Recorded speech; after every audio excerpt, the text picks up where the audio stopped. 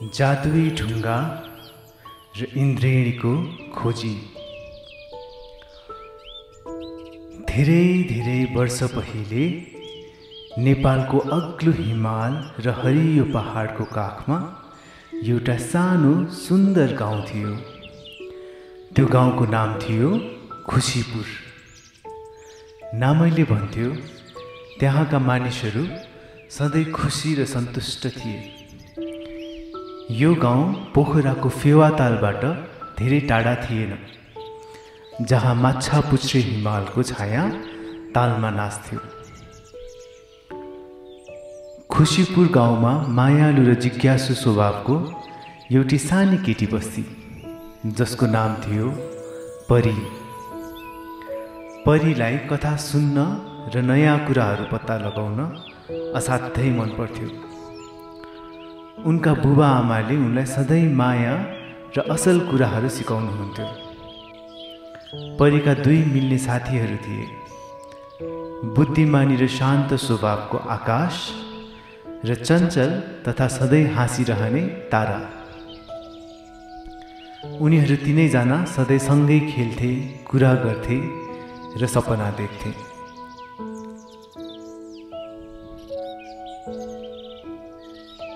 एक दिन गर्मीको बिदाको रमाइलो दिनमा तीनैजना साथी खुशीपुर गाउँ नजिकैको एउटा सानो खोलाको किनारमा खेलिरहेका थिए।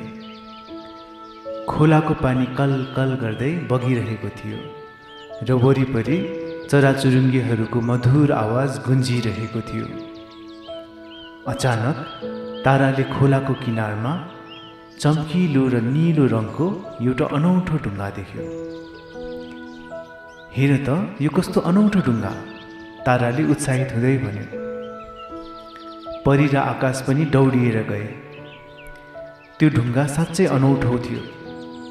त्यो नीलो रङको थियो र घाममा चम्किरहेको थियो, मानौ भित्रबाट बत्ती बलिरहेको जस्तो।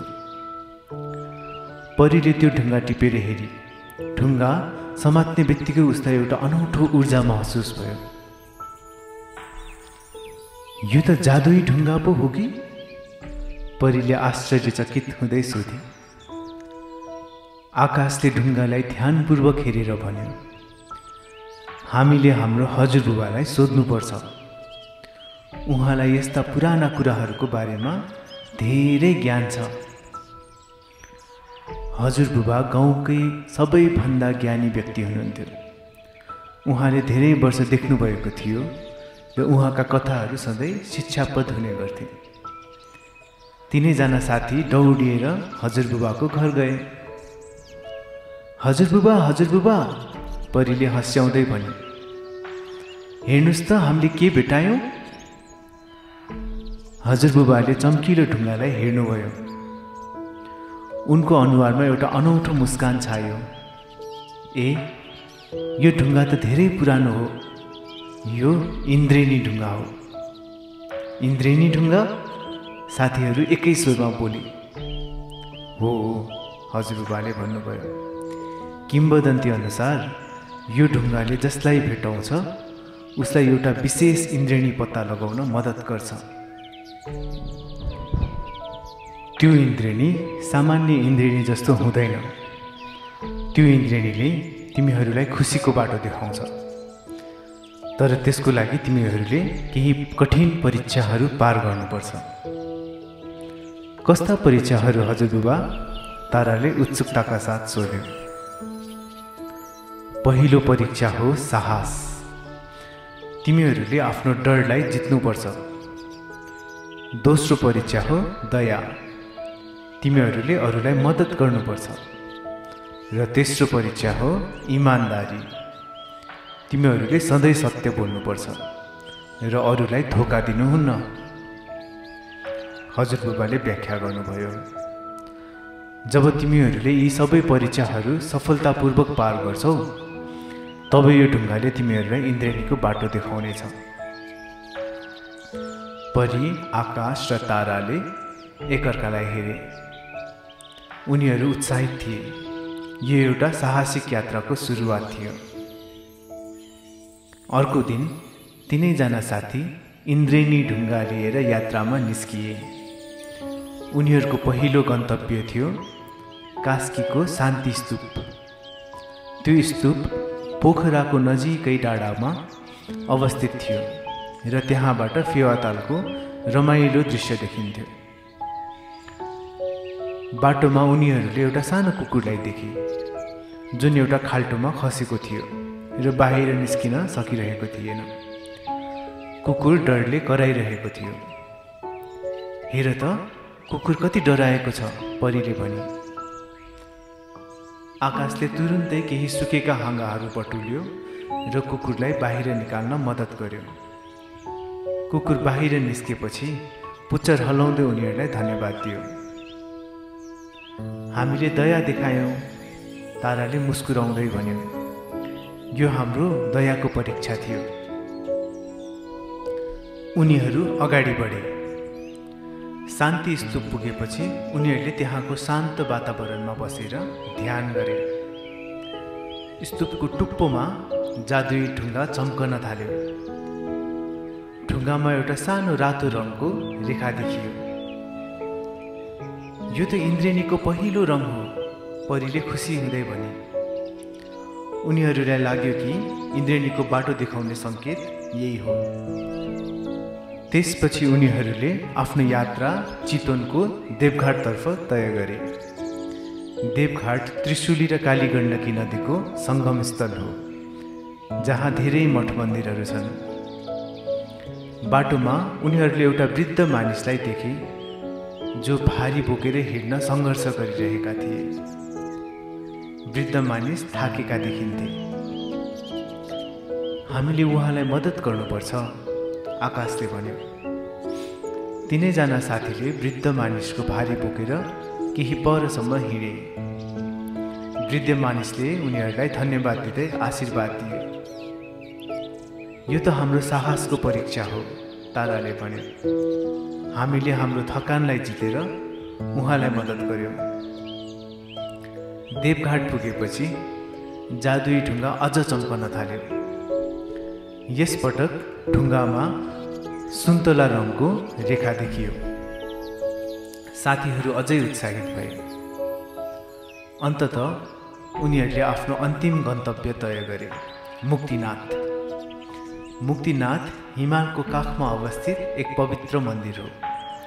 त्यहाँ पुग्नको लागि अग्ला पहाडहरू चढ्नुपर्ने थियो र धेरै कठिनाइहरूको सामना गर्नुपर्ने। मुक्तिनाथ जाने बाटोमा उनीहरूले एउटा सानो गाउँमा रात बिताए। त्यो गाउँमा एकजना व्यापारी बस्दा रहेछन्। उनले परीको जादुई ढुङ्गा देखे। व्यापारीलाई त्यो ढुङ्गा किन्न मन लाग्यो। उनले परीलाई धेरै पैसाको लोभ देखाए। यदि तिमीले यो ढुङ्गा मलाई दियो भने म तिमीलाई धेरै पैसा दिन्छु, व्यापारीले भन्यो। त्यो पैसाले तिमीले जे चाह्यो किन्न सक्छौ। परीलाई एक क्षणका लागि लोभ लाग्यो, तर त्यसपछि उसले हजुरबुबाको कुरा सम्झी, इमान्दारी। उसले ढुङ्गा बेच्न अस्वीकार गरी। यो ढुङ्गा मेरो लागि पैसाभन्दा धेरै मूल्यवान छ, परीले भने। मैले यसलाई बेच्न सक्दिनँ, यो हाम्रो सपनाको बाटो हो। व्यापारी निराश भयो। परी, आकाश र तारा आफ्नो इमान्दारीमा अडिग रहे। अर्को दिन बिहान उनीहरू मुक्तिनाथ मन्दिर पुगे। हिमालको चिसो हावा चलिरहेको थियो। जादुई ढुङ्गा पुरै चम्कन थाल्यो र त्यसमा इन्द्रेणीका सबै रङहरू देखा पर्यो। रातो, सुन्तला, पहेँलो, हरियो, नीलो, बैजनी। ढुङ्गाबाट एउटा चम्किलो प्रकाश निस्कियो र आकाशमा इन्द्रेणी बन्यो। यो सामान्य इन्द्रेणी थिएन। यो इन्द्रेणी मुक्तिनाथ मन्दिरबाट खुसीपुर गाउँसम्म फैलिएको थियो। परी, आकाश र तारा त्यो इन्द्रेणीको बाटो पछ्याउँदै हिँडे। उनीहरू आफ्नो गाउँ पुगे। उनीहरूले यो यात्रामा धेरै कुरा सिकेका थिए। उनीहरूले साहस, दया र इमान्दारीको महत्त्व बुझेका थिए। जब उनीहरू खुसीपुर गाउँ पुगे तब त्यहाँका मानिसहरूले उनीहरूलाई स्वागत गरे। इन्द्रेणी अझै पनि आकाशमा चम्किरहेको थियो।